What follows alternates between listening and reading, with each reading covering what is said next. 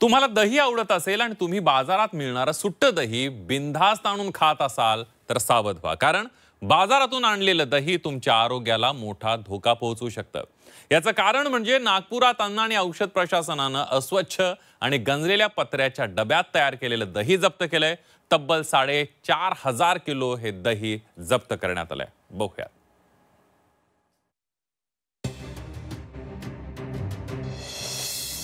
तुमच्या ताटात विषारी दही,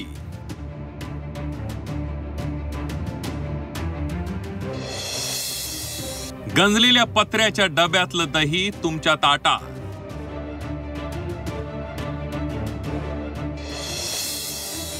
अपायकारक दह्यानं तुमच्या जीवाला धोका। जेवणासोबत थोडंसं दही असलं की जेवण कसं आनंदात होतं। बऱ्याच जणांना रोजच्या जेवणात हे दही हवंच असतं। धावपळीच्या जीवनात सर्वांनाच दही घरी बनवणं जमतही नाही, त्यामुळे आपण बाजारात मिळणारं दही घरी आणतो। मात्र तुम्ही बाजारातून सुट्ट दही विकत आणत असाल तर सावधान, कारण बाजारातील हे सुट्ट दही मोठ्या आजाराला निमंत्रण देण्याची शक्यता आहे। नागपूरमध्ये अशाच अस्वच्छ आणि गंज चढलेल्या पत्र्याच्या डब्यांमध्ये तयार केलेलं दही जप्त करण्यात आलंय। नागपूर शहरातील दही बाजारात अन्न आणि औषध प्रशासन विभागानं अस्वच्छ आणि आरोग्याला अपायकारक असलेलं दही जप्त केलंय। जबलपूर इथून आलेलं तब्बल 277 पीपी म्हणजेच 4,431 किलो दही जप्त करण्यात आलंय। या दह्याची किंमत तब्बल 1,77,000च्या घरात आहे। दही बाजार परिसरामध्ये तिथे गेलो आणि त्याच्यानंतर जवळपास 8 वाजता दह्याचा हा ट्रक आला।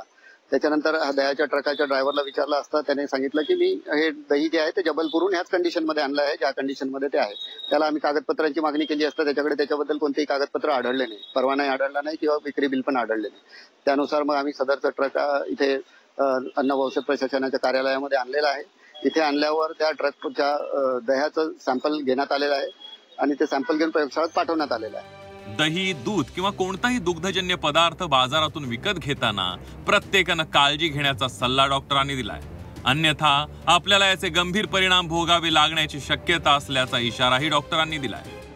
आता अशा प्रकारचे जे कधी कधी पॅकेट काही ते दही असो की दूध असो की दुसराही कोणताही असा प्रकार राहिला तर आपण थोडा जास्त सावधपणे राहावं लागेल। आणि कोणत्याही अशा प्रकारचा पदार्थ आपण खाद्यपदार्थ जेव्हा विकत घ्यायला जेव्हा जातो तेव्हा आपल्याला ही काळजी घेणं खूप जास्त महत्त्वाची आहे की त्याच्यात कोणत्याही प्रकारचे असे कीटाणू किंवा कोणत्या प्रकारचे फंगस किंवा कोणत्या प्रकारचे जंग जे आपण दिसलं ते असं व्हायला नको, आणि जर असं राहिलं तर ते खरोखरच धोकादायक असतं। दह्याचं नेहमी स्वच्छ आणि काही ठराविक भांड्यांमध्येच विरजण लावलं पाहिजे।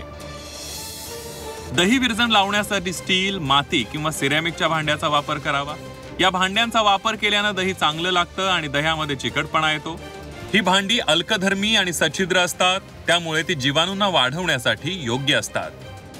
त्यामुळे अयोग्य आणि अस्वच्छ पद्धतीने बनवलेलं दही आरोग्यासाठी घातक आहे, शिवाय ते खाणाऱ्याच्या जीवावरही बेतू शकतं। त्यामुळे तुम्ही बाजारातून जर सुट्ट दही खरेदी करत असाल तर आता काळजी घ्या, कारण प्रश्न तुमच्या आरोग्याचा आहे। अमर काणे, झी 24 तास, नागपूर।